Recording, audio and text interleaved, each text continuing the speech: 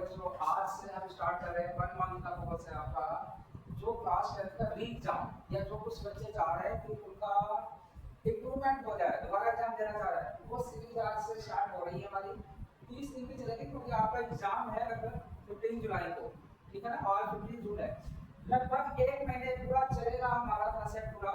उसको मैं आज से पेपर्स करवाऊंगा, फिर मैं चैप्टर वाइज जो इंपॉर्टेंट क्वेश्चंस हैं वो करवाऊंगा, ठीक है ना। One day one chapter finish करूंगा पूरा, लास्ट में जो इंपॉर्टेंट क्वेश्चन है उसकी मैराथन चला दूंगा। अगर आपने जितना मैंने करवाया वो कर लोगे 100% श्योर है कि आपका 95 प्लस मार्क्स आ सकता है, ठीक है ना। बहुत ही ज्यादा आएगा, लगभग पेपर वही फंसने वाला है, बस कंसेप्ट वही रहेगा, वैल्यू चेंज हो सकती थोड़ी बहुत। अगर आपको कंसेप्ट आ रहा होगा ना तो क्वेश्चन आओ ऑटोमेटिक करके आ जाओगे। अब आप देखना मैं इसमें क्वेश्चंस को कैसे करूंगा। ये पेपर मैंने लिया है क्लास 10 का है, एचबीएससी बोर्ड का है, ये 2025 का है, सेट ए। चलो अब देखो, पहले ध्यान से देखो आपको, मैं बताऊंगा मैं कैसे पढ़ाऊंगा, पहले ध्यान से देखना। क्वेश्चन रहेगा ना, कंसेप्ट को आपको पकड़ना है, ट्रिक, बस उस ट्रिक को फॉलो करोगे आपका 80% पेपर वैसे हो जाएगा। समझना, पहला क्वेश्चन है if two positive integers x and y can be expressed as x की वैल्यू ये दिया हुआ है, y की वैल्यू ये दी हुई है, where a and b are prime numbers then find LCM। ध्यान से देखो, x इक्वल टू हमारा क्या दिया हुआ है 12 a cube b to power 5 और y इक्वल टू क्या दिया हुआ है 14 a to power 4 b to power 3। चलो अच्छा, आप ध्यान से देखना, 12 को मैं क्या लिख सकता हूँ, इस 12 को मैं लिख सकता हूँ इस 12 को लिख सकता हूँ मैं 2 मल्टीप्लाई में 6 और ये 14 को लिख सकता हूँ 2 मल्टीप्लाई में 7। ठीक, वैसे और भी आप इसे फैक्टर कर लेना, कभी नहीं पूछा क्या है एलसीएम पूछा है। अब ट्रिक क्या है, अब ट्रिक क्या है, ध्यान से देखो, बताओ ट्रिक क्या है, हमारा ये गलत क्वेश्चन है। ट्रिक क्या है, अगर हमें एलसीएम निकालना है तो मुझे क्या करना पड़ेगा, एलसीएम में बड़ी वाली वैल्यू लेनी पड़ती है और कॉमन वाला एक बार लेना होता है। तो बताओ एलसीएम क्या हो जाएगा, कॉमन क्या है 2 कॉमन है, 2 को मैंने एक बार लिख दिया मल्टीप्लाई 6, यहाँ पे लिखा है 7 में 6 लिख दिया और ये नंबर 7 नंबर रखने का काम है। अब बताओ बड़ी वाली बोले a टू पावर 3 है, a टू पावर यहाँ पे 4, तो क्या लेंगे a टू पावर 4 लेंगे हम, और b टू पावर 5 है, b टू पावर 3 है, तो क्या लेंगे जल्दी से बताओ b टू पावर 5 लेंगे हम। यही आपका आंसर है। एचसीएम अगर पूछता तो छोटी वाली वैल्यू लेते, तो आपका आंसर बताओ क्या होगा 6 2 12 84 84 a to power 4 b to power 5, ये हो गया आपका क्या एलसीएम। तो दिया है कहीं पे 84 a to power 4 b to power 5, यही आपका क्या हो गया आंसर। आया समझ में। अब मैंने क्या बोला था ट्रिक है ये वाली, अगर वहां पे कुछ और भी वैल्यू दी होगी बट आपको कांसेप्ट क्लियर कर देना है, फैक्टर निकाल के कॉमन वाला एक बार फिर बाकी सभी का मल्टीप्लाई करना है, जहां पे ये वाली वैल्यू आए जो सबसे बड़ी होगी वही आपको लेना है। जैसे बताया था यहाँ पे 4 है, यहाँ पे 3, तो मैंने 4 ले लिया, b टू पावर 3 आए, b टू पावर 5 ऊपर है, मैंने 5 लिया। एचसीएफ में छोटी वाली वैल्यू लेते हैं, ठीक है ना। तो एचसीएफ बता दूं मैं इसका क्या होगा, अगर एचसीएफ पूछता तो क्या होता है एचसीएफ इसका, एचसीएफ होता है कॉमन वाला एक बार 2 कॉमन है तो मैं 2 ले लेता मल्टीप्लाई में a टू पावर यहाँ पे 3 है, यहाँ पे 4 है, एचसीएफ को छोटा लेता तो मैं क्या हो जाता है a टू पावर 3 लेते और b टू पावर भी 3 लेते। तो ये हो गया हमारा एचसीएफ, पर हमने क्या बोला अभी तक, हमने निकाला है एलसीएम निकाला है। आया समझ में, ठीक, चलो आगे बढ़ते हैं।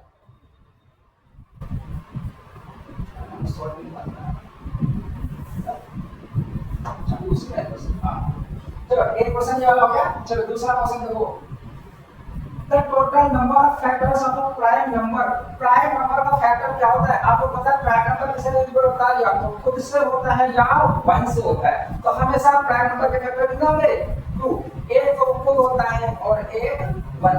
फॉर एग्जांपल अगर मैंने 3 ले लिया तो 3 किसका इसका 3 भी फैक्टर हो जाएगा 1 हो जाएगा। 4 प्राइम बनेगा तो मैंने 5 ले लिया क्या हो जाएगा 5 भी है 1 भी है। कितने फैक्टर आ रहे हैं हर एक जगह क्या आ रहे हैं 2 आ रहे हैं तो 2 है कहीं पे ऑप्शन ये वाला हो गया यही आपका आंसर। आया समझ में जी। थर्ड क्या -7 और 3 वाले द्विघात बहुपदों की संख्या है। The number of quadratic polynomials having zeros -7 and 3। मैंने बोला जितने जीरोस होंगे द्विघात समीकरण हाँ -7 और 3 वाले द्विघात बहुपदों की संख्या होगी जितने जीरोस होते हैं मैक्सिमम पावर उतनी हो सकती है। समझना 2 का इसका आंसर क्या आएगा 2 आएगा मतलब ax square plus bx plus c क्या होता है। अगर पावर 2 ये दो वैल्यू आ रही है तो पावर 2 होगी 2 से ज्यादा हो ही नहीं सकती है। अगर केवल एक जीरो होता है अगर 1 जीरो होता है तो आपका क्या करता 1 जीरो से ax प्लस b आया देखो x पर 1 है पावर में नहीं है तो हो जाता। अगर बोल देता 3 वैल्यूज है ऐसी -7 3 एक और मतलब 4 है तो इसके इक्वेशन क्या हो जाती ax cube plus bx square plus cx plus d इधर जीरो प्लस का था कुछ पर मैक्सिमम पावर कितनी हो गई मैक्सिमम पावर 3 हो जाती है। तो बताओ यहाँ पे -7 और 3 दिया है तो कितनी वाली होगी 2 हो जाएगी। आया समझ में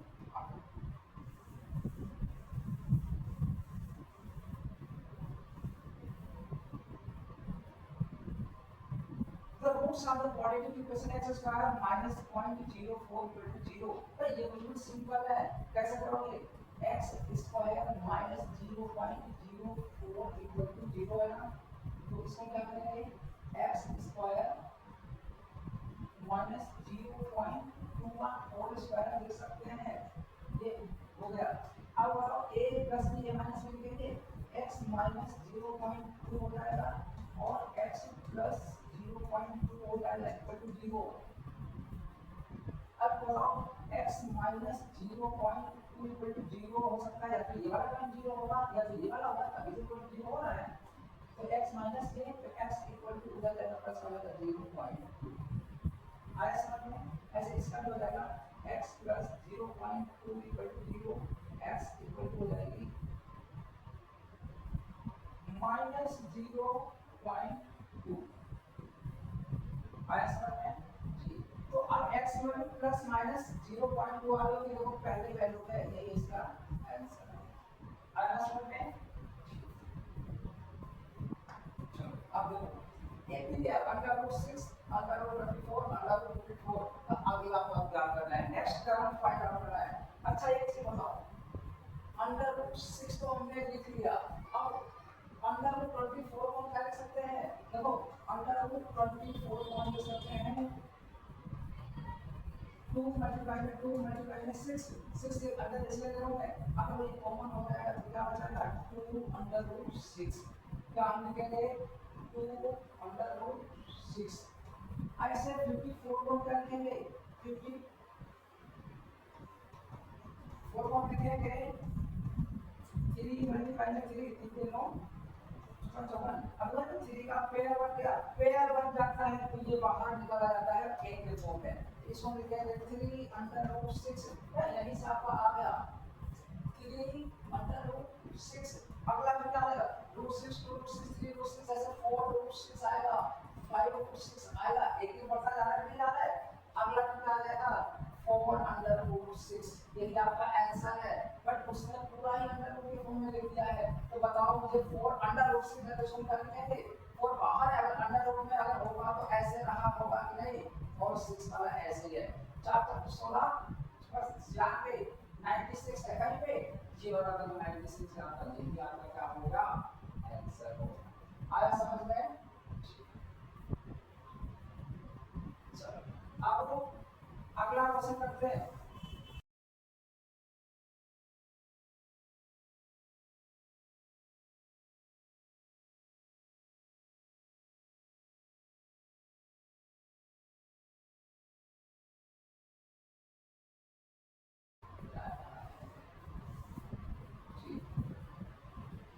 आपस में EF पैरेलल PQ ये क्या हुआ EF में ये वाली पैरेलल इस वाले में है और E मतलब P R को 5 और 4 और 1 बाकी सब E कहाँ है E पी आर को 5:4, हाँ पी आर मतलब ये 5 यूनिट है, अगर 5x मान लो, ये क्या होगा 4x हो जाएगा, ठीक है। तो पी क्यू इक्वल टू 6.3 है, पी क्यू कितना है 6.3 है, तो ई एफ की लंबाई याद करो, सिंपल सा है, P Q by E F equal to 5x by 4x, x करता है ना, और पी क्यू ई एफ बराबर कितना, ई एफ की लंबाई क्या करना, पी क्यू दिया हुआ है 6.3, ये हो जाएगा 6.3 divide by E F equal to 5 by 4, 4 3 12 के 2, 4 6 24 1 25 और डिवाइड बाई, इसको मतलब ऐसे करेंगे, इसको ऐसे करेंगे, ई एफ बराबर आ जाएगा यहाँ पे, ये डिवाइड हो जाएगा 5 5 5 बराबर 5 5 निकाला है 0 4 5 20 5 ना 5.04 आएगा, दूसरे ऑप्शन में नहीं दिया होगा कहीं पे, इसलिए ये बी ऑप्शन हो जाएगा ना। The coordinate of the point where the line 4x minus 2y plus 5.0 intersect the y axis, अगर कोई लाइन, तो ध्यान से देखो, अगर कोई लाइन है,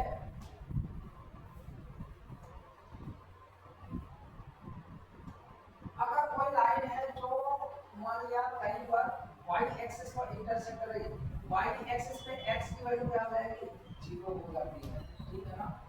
तो अब बताओ ध्यान से, इसमें x बराबर 0 हो जाएगा, तो इक्वेशन क्या लिया पहले में, तो x minus 2y plus 5 equal to 0 ना, ये वाला टर्म ये वाला 0 हो जाएगा, तो क्या बनेगा 4 मल्टीप्लाई बाय 0 minus 2y, और ये जो इधर जाएगा इक्वल टू माइनस का 5 हो जाएगा, इतना 0 हो गया, minus 2y equal to minus का 5, y बराबर क्या हो जाएगा माइनस का 5 y माइनस का 2, तो माइनस से माइनस कट गया, y की वैल्यू क्या आ गई 5/2, आया समझ में। तो x बराबर 0, y बराबर 5/2 पहले ऑप्शन हो गया, इसलिए सीरीज का आंसर।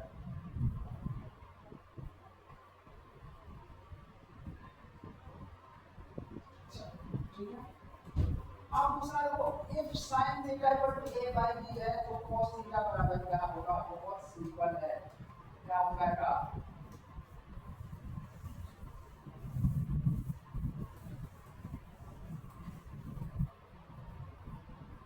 आप बताओ cos स्क्वायर थीटा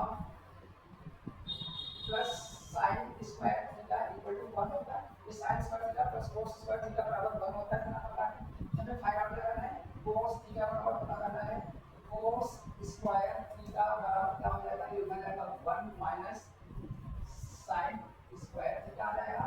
अब बताओ कि 1 माइनस sin थीटा बराबर क्या आ जाएगा, a बाय b है, तो इसकी जगह हम a बाय b का स्क्वायर हो जाएगा, तो ये a स्क्वायर हो जाएगा, b स्क्वायर हो जाएगा, एलसीएम लेकर सॉल्व करेंगे, नीचे b स्क्वायर रहेगा, तो ये हो जाएगा b square minus a square हो जाएगा, कितना हो जाएगा। अब ये हो गया हमारा cos स्क्वायर थीटा, अगर cos थीटा पूछेगा तो क्या हो जाएगा, अंडर रूट में ये b square minus a square बटे में, वैसे ये आंसर है। अगर इसको बाहर निकालना चाहते हैं, आ जाएगा 1 बाई b अंडर रूट में b square minus a square, यही आपका क्या है आंसर, ठीक है। यहाँ पे आप लिखोगे 1 by b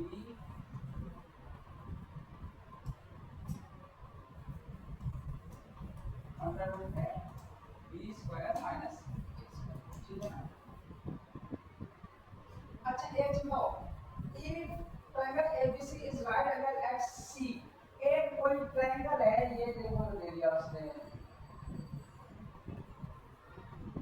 A B C, right angle कहाँ पे है, C पर है, इसलिए हमने यहाँ पे इसको C लिख दिया। अच्छा पूछ क्या है, तो cos A plus B, एक ही बताओ, अगर ये 90 है तो ये और ये मिला करके क्या होगा, ये दोनों प्लस करेंगे तो ये भी तो 90 डिग्री हो जाएगा, नहीं, क्योंकि ट्रायंगल के अंदर एंगल का सम हमेशा 180 डिग्री होता है, 180 में अगर एक 90 दिया है तो ये दोनों बच्चे कितने हो जाएंगे 90 डिग्री हो गया, पॉजिटिव के साइड माइनस कर दो। तो पूछ रहा है तो cos a प्लस b बराबर कितना हो जाएगा? बिल्कुल सिंपल है, a प्लस b की वैल्यू यहाँ पे कितनी है? 90 डिग्री है। ठीक है ना? तो ये क्या आएगा? cos 90 डिग्री बताओ, बिल्कुल सिंपल है, 0 होता है cos 90 डिग्री। बी ऑप्शन हो गया, ये आपका आंसर आ गया। आया समझ में? क्वेश्चन नंबर 10 आप देखो, ये तो हो गया ना? हाँ, choose the correct option. 1 plus cot square theta और 1 plus tan square theta simple है। 1 प्लस cot स्क्वायर थीटा होता है cosec स्क्वायर थीटा और 1 प्लस tan स्क्वायर थीटा बराबर होता है sec स्क्वायर थीटा। बताओ क्या हो जाता है?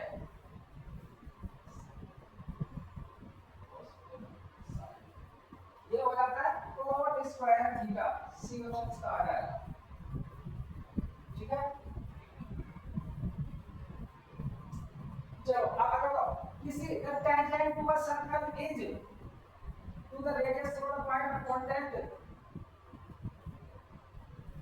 बिल्कुल हमेशा क्वेश्चन आता है, ये क्वेश्चन क्या है? 90 डिग्री हो जाता है। अब समझना, किसी भी स्पर्श रेखा में हाँ, ऐसा समझना, एक मैंने ये सर्कल ले लिया, ऐसे देखना, तो एक सर्कल ले लिया हमने,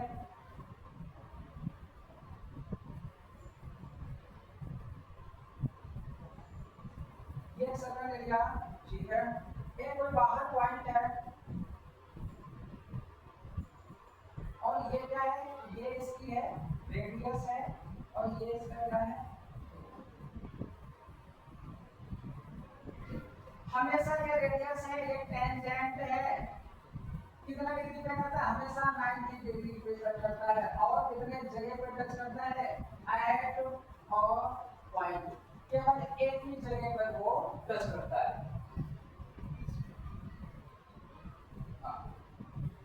और अगर टच करना होगा तो वन पॉइंट पे टच करता है। ना एंगल ए निकालना है, फाइंड द ए दिया हुआ है, find angle A O B. मुझे कौन सा एंगल फाइंड आउट करना है? ये वाला एंगल फाइंड आउट करना है। चलो मैं इस फिगर को थोड़ा सा बड़ा करूंगा, अपने आप आएगा समझ में आपको। ठीक है ना? हाँ, अब आ जाएगा।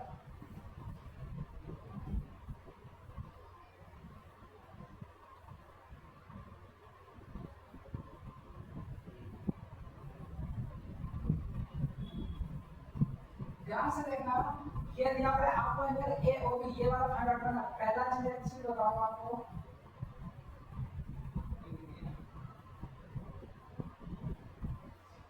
ये रेडियस है, बताया था ये रेडियस है और ये टेंजेंट है, इसके ऊपर एंगल हमेशा कितने का बनता है? 90 डिग्री का। अगर ये इतना 40 डिग्री है तो ये वाला कितना हो जाएगा? ये वाला हो जाएगा 50 डिग्री। आया समझ में? अगर ये 50 है तो ये भी 50 डिग्री हो जाएगा। क्यों? क्योंकि ये रेडियस है, अगर रेडियस इक्वल है तो एंगल भी इक्वल हो जाते हैं। तो बताओ मुझे, ये 50 प्लस 50 होगा 100 डिग्री, तो ये वाला एंगल बच गया आपका, ये आ जाएगा 180 डिग्री माइनस का 100 डिग्री इक्वल टू कितना आएगा? 80 डिग्री बच गया। यही आपका क्या है? Answer B. आज समझ में?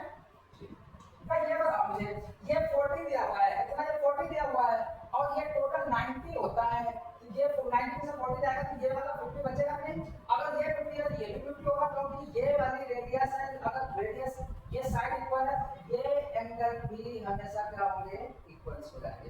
ठीक है, तो बताओ, अब ये 50 है, ये 50 है और इसका सम कितना होता है? बताओ, एक ट्रायंगल के अंदर फर्स्ट सम हमेशा कितना होता है? 180 डिग्री।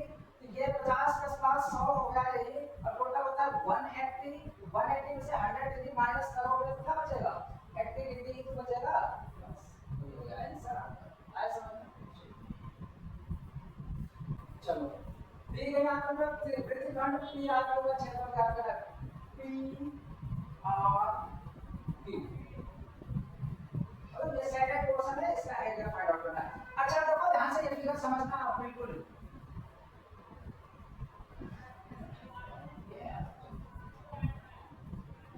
आप बताओ मुझे, ये 90 डिग्री है तो इसका एरिया क्या हो जाएगा? यहाँ पे पूरा हो जाएगा, पूरे का एरिया होता है, आपने पढ़ा होगा area of sector. Area of sector क्या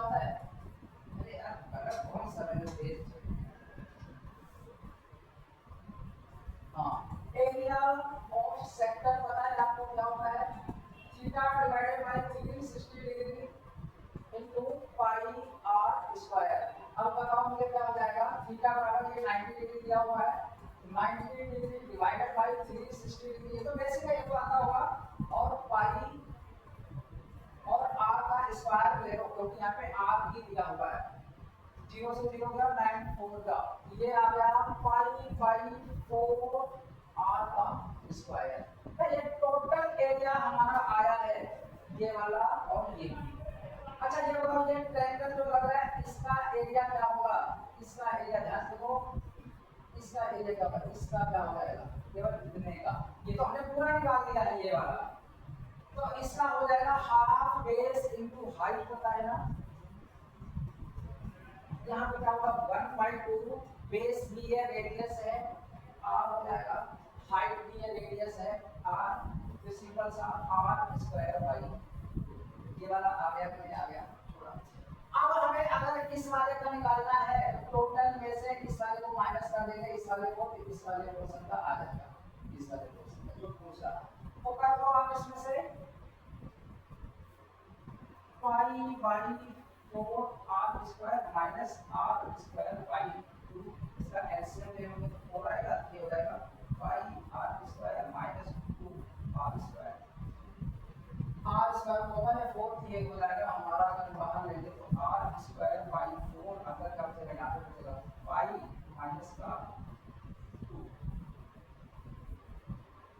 और अब यहीं पे बस यही आंसर है, किसी भी इम्पॉर्टेंट जो गलत कर दे, r square by 4 pi minus 2, ये फर्स्ट आपका आंसर हो जाएगा। थोड़ा सा रिपीट एरिया था हल्का सा, 1 मार्क्स के लेवल का नहीं है, 2 नंबर का 2 नंबर का आना चाहिए। अब देखो एक कार के पहिए का व्यास 42 सेंटीमीटर है, 132 किलोमीटर चलते हुए कितने चक्कर लगाएगा, बहुत सिंपल है। The diameter of a car wheel is 42 centimeter, the number of complete uses in length is 130 kilometers। क्या सर्कमफेरेंस निकाल लो, एक पहिया है आपका, मान लेते हैं ये व्हील है, ये तो तुम गोल एक चक्कर लगा रहे हैं ना, अगर हमें ये पूरा निकाल दिया ये पता चल जाएगा कि एक चक्कर में कितनी डिस्टेंस कवर करता है, समझना। मैं ध्यान से देखो, अगर ये एक सर्कल के फॉर्म में है, व्हील दिया हुआ है, तो देखो ये अगर मैंने दे दिया सर्कल, तो एक चक्कर में कितनी डिस्टेंस कवर करेगा, अगर मैंने इसको ओपन कर दिया तो ये यहां से लेकर के यहां तक कवर करेगा, ठीक, आगे सर्कल समझ में, तो एक चक्कर में कितनी डिस्टेंस करेगा ये, इसको निकालने का क्या फॉर्मूला होता है, सर्कमफेरेंस ऑफ सर्कल, क्या होती है 2 पाई r, समझना ध्यान से, डायमीटर अगर 42 सेंटीमीटर दिया तो रेडियस उसका हाफ होता है, तो रेडियस कितना हो जाएगा, अगर डाया दिया हुआ है 42 तो रेडियस हो जाएगा 42/2 आ जाएगा 21 सेंटीमीटर, ठीक, तो यहाँ पे लगा दो 2 मल्टीप्लाई में 22/7 मल्टीप्लाई में 21, ठीक, 7 1 जा 7, 7 3 जा 21, तो ये वैल्यू आ गया, मल्टीप्लाई करोगे तो 22 3 66 132 132 सेंटीमीटर आ जाएगा। मतलब एक राउंड में, वन रिवॉल्यूशन में कितनी डिस्टेंस कवर करेगा, 132 सेंटीमीटर। आया समझ में? टोटल चक्कर कितने लगाने, इसमें सेम यूनिट करके इससे डिवाइड कर दो, आंसर आ जाएगा। तो अब बताओ कितना है, 132 किलोमीटर, तो 132 किलोमीटर है, मीटर में लाने के लिए 3 जीरो और बढ़ाएंगे, फिर सेंटीमीटर में लाने के लिए 2 जीरो और बढ़ा देंगे, ठीक है, क्योंकि एक किलोमीटर में 1000 मीटर होते हैं, इसलिए 3 जीरो लगाया हमने। फिर 1 मीटर में 100 सेंटीमीटर होता है, 100 सेंटीमीटर में 100 सेंटीमीटर में 2 जीरो होते हैं, ये अब डिवाइड कर दो कितने से, 132। दो क्वेश्चन उसने ऐसे सेट कर दिया, तुरंत कट जाएगा, ये कट गया, कितना बच गया, 1 2 3 4 5 जीरो है, मतलब 10 टू पावर 5, बी ऑप्शन आ जाएगा। आया समझ में? ठीक, चलो ये दिया, to cons have their height in the ratio 1:3, h1 बराबर 1 है तो h2 बराबर कितना दिया है 3, and radii in the ratio 3:1, r1 अगर 3 दिया है तो r2 बराबर कितना हो जाएगा 1। आया समझ में? हाँ, अब to cons have their Heights and radii this, what is their ratio of their volume, volume बताओ क्या होता है, 1/3 पाई r स्क्वायर h बटे में 1/3 पाई, ये r1 h1 है, R2 का स्क्वायर H2 का स्क्वायर, वैल्यू रख दो वही रेशियो आ जाएगा। तो देखो पाई से पाई कट गया, 1/3 से 1/3 ऐसे कट जाएगा। R1 की वैल्यू कितनी थी 3, तो 3 मल्टीप्लाई में 3 हो जाएगा, R का स्क्वायर है।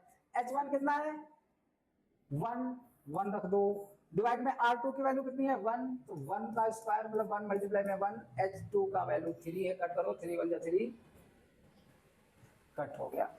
रेशियो क्या आ गया 3/1 आया, मतलब 3:1 आ गया। तो क्या आ गया 3:1, डी आपका हो गया आंसर। आया समझ में? ठीक, चलो। If the mode and mean of the data is 12.6 and 10.5 respectively, then median of the data, mean median mode का रिलेशन बता रहा हूं, ट्रिक से याद रख लेना। क्या होता है मीडियन बड़ा होता है ना, तो लिखो 3 median equal to 2 mean plus mode, ये रिलेशन है, याद रखना। Median 3 median equal to 2 mean plus mode.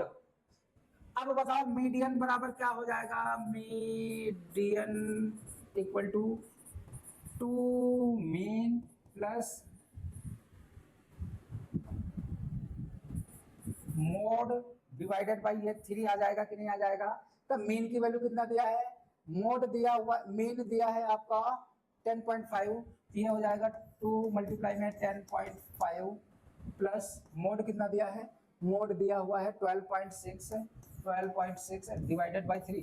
कुछ नहीं करना, वैल्यू रख के सॉल्व भी तो करना है यार, आराम से कर लोगे क्या यार अभी। हाँ, ये हो जाएगा 10 टू 21 प्लस 12.6 डिवाइडेड बाई 3, ये हो जाएगा 21 10 31 2 33 33.6 बटे में 3 3 1 जा 3 3 1 जा 3 3 1 जा 3 3 4 11.2 आ जाएगा।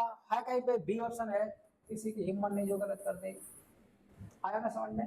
बड़ा कुछ नहीं करना है, ये वाला फॉर्मूला याद कर लो, 3 मीडियन फिर मीन फिर mode, 3 median equal to 2 mean plus mode.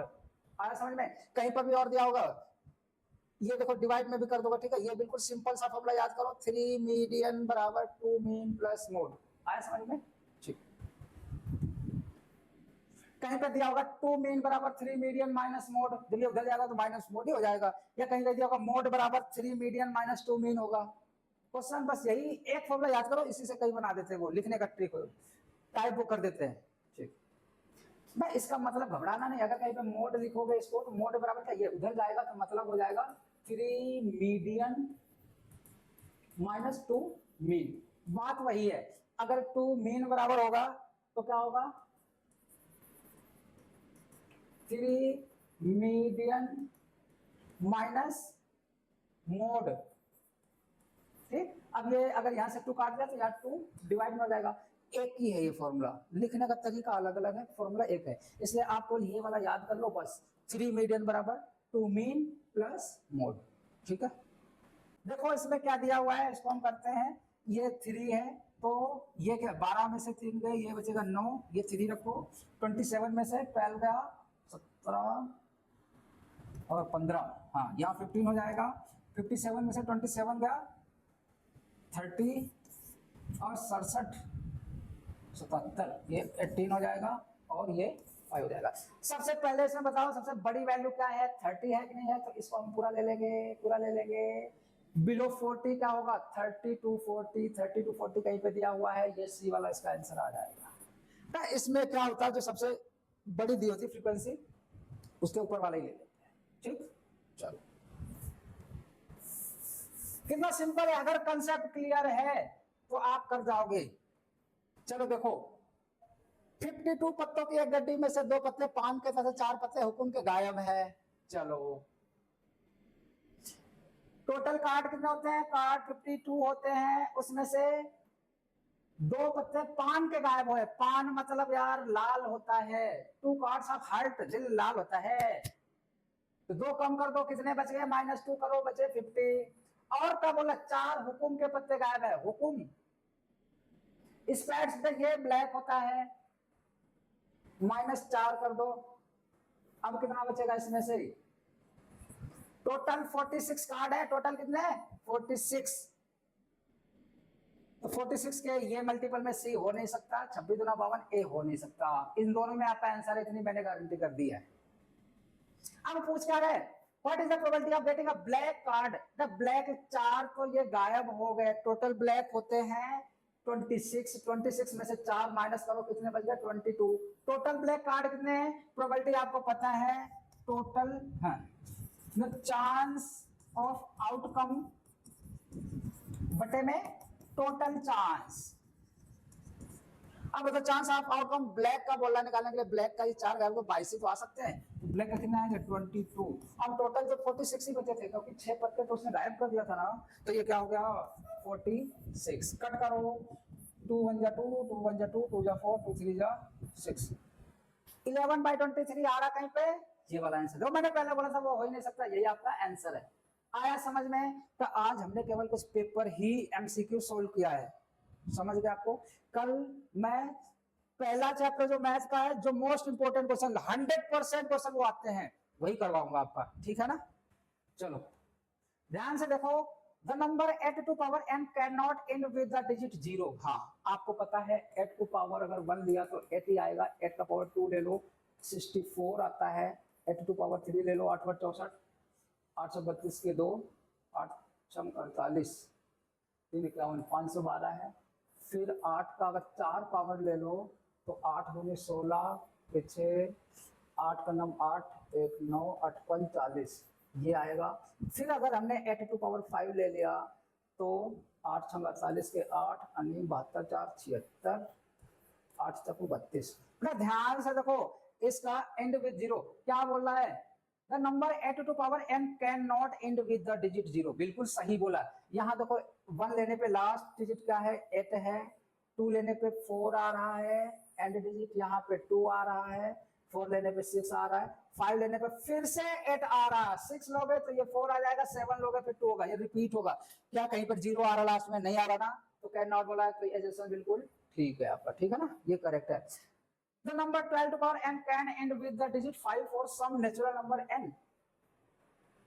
नहीं, not possible। ऐसे 12 टू पावर हमने नेचुरल नंबर 1 ले लिया तो क्या आएगा 12 भी आएगा, फिर 12 का जब स्क्वायर करेंगे तो 144 आएगा। तो ऐसे करोगे लास्ट में कभी भी G5 नेवर कम, ठीक है ना। एजम्पशन ट्रू है, रीजन फॉल्स है। आया समझ में? अब अगला करता हूं। देखो क्वेश्चन नंबर 20 है आपका,